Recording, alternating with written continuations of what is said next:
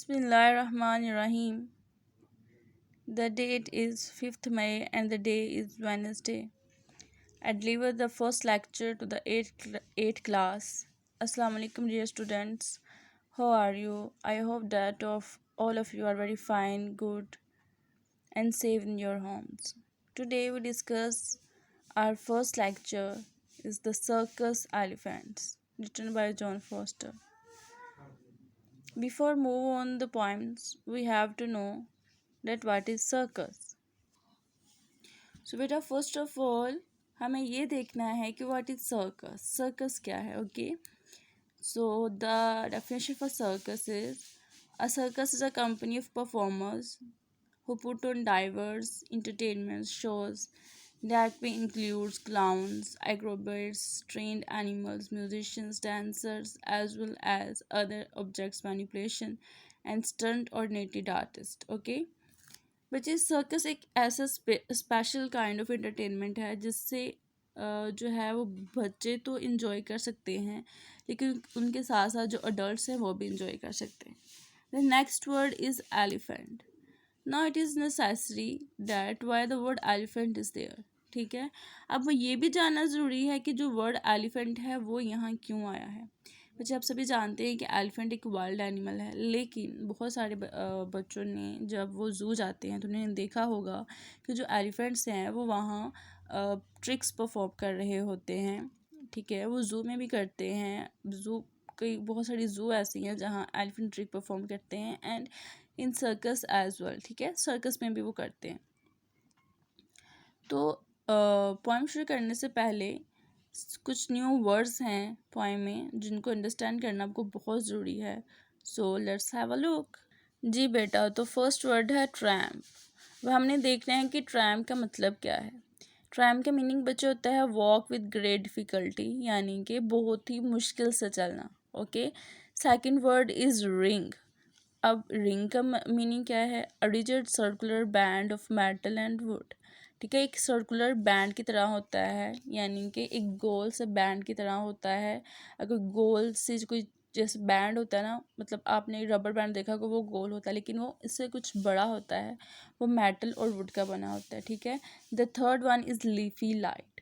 अब हमने ये देखना है कि what is the meaning of leafy light.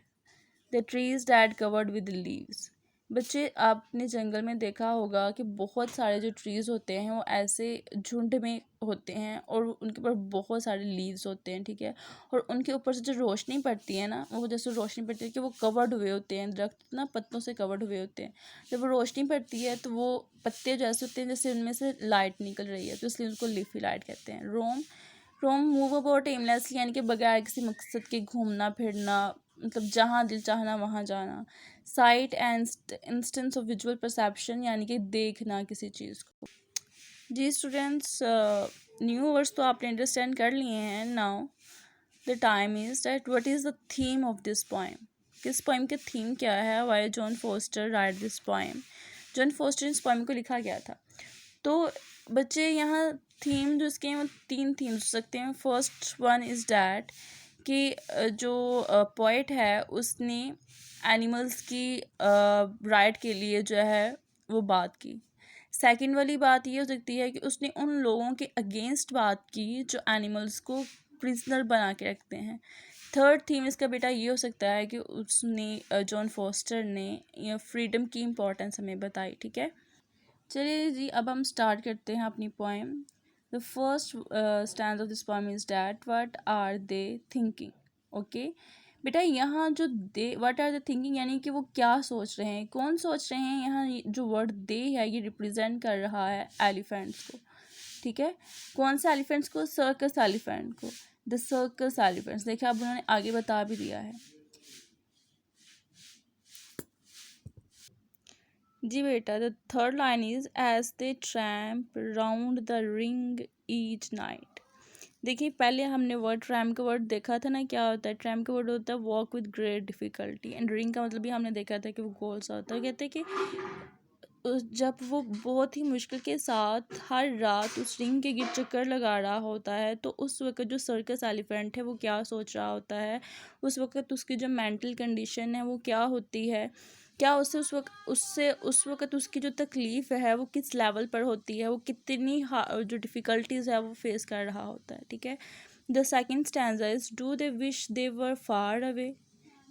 अब कहते हैं डू दे विश, यहाँ बेटा जो दे वर्ड है ये अगेन रिप्रेजेंट कर रहा है सर्कस एलिफेंट को, कि क्या वो ये विश करते हैं कि वो फार अवे, कि वो बहुत दूर चले जाएं इन द फ्रिस्टिस लीफी लाइट। कहाँ चले जाएं? फ्रिस्टिस लीफी लाइट में। देखिए अब यहाँ जो है, यहाँ जो जॉन फोस्टर है वो जो एलिफेंट है उसकी विश को डिस्क्राइब कर रहा है कि क्या फिर वो ये सोचते हैं कि वो यहाँ से कहीं बहुत दूर चले जाएं, उस जगह पर चले जाएं, जंगल में चले जाएं, वहाँ मतलब लीफी लाइट मैंने आपको बताया।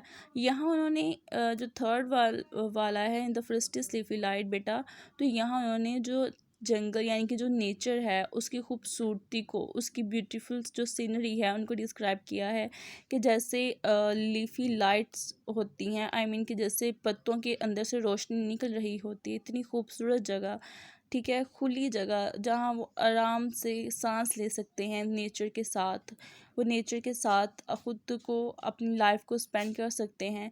तो क्या वो ये विश करते हैं कि वो वहाँ चले जाएं, ठीक है।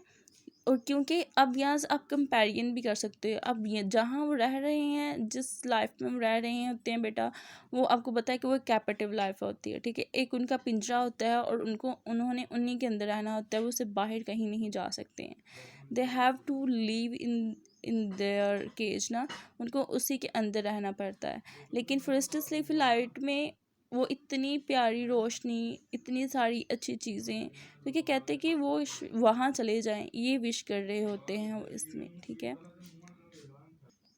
जी बेटा। Now we read the third stanza. अब हम थर्ड स्टैंजा को पढ़ते हैं। उसमें क्या कहते हैं, where they would roam at will. हमने देखा था कि रोम का मतलब क्या होता है, बेमकसद घूमना, ठीक है। एट विल अपनी मर्जी से, and could eat their fill, और वो पेट भर कर खाना खा सकें। देयर फिल का मतलब होता है बेटा पेट भर कर खाना ना, फिल का मतलब होता है पेट भर कर खाना। फार फ्रॉम ह्यूमन साइट, इंसानी दुनिया से बहुत दूर। कहते हैं कि वो वहाँ उस जंगल में चले जाएं जहाँ वो अपनी मर्ज़ी से जहाँ चाहें जब चाहें वो घूम फिर सकें, और वो अपनी मर्ज़ी से जो चाहें वो खा सकें, ठीक है, और इंसानी ज़िंदगी से बहुत दूर चले जाए। यहाँ जो है वो जो पोएट है उसने सरफसली तो जो है वो एलिफेंट की विशेस को बयान किया है कि वो किस जगह जाना चाहते हैं और वो क्यों जाना चाहते हैं।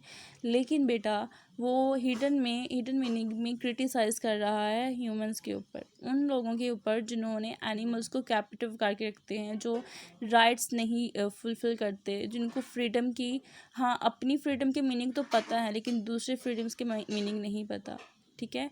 तो बेटा आप सभी से भी ये रिक्वेस्ट है कि अगर आप लोगों ने कोई पैरट्स या स्पैरो जो हैं वो इस तरीके से अपने पास रखी हुई हैं, so you have to release them, okay. This is our today topic, and this is our lecture. I hope that all of you understand it very well. Inshallah we will meet tomorrow in our next lecture, okay. But your homework is that you find synonyms of these word that is difficult, just as the word ring।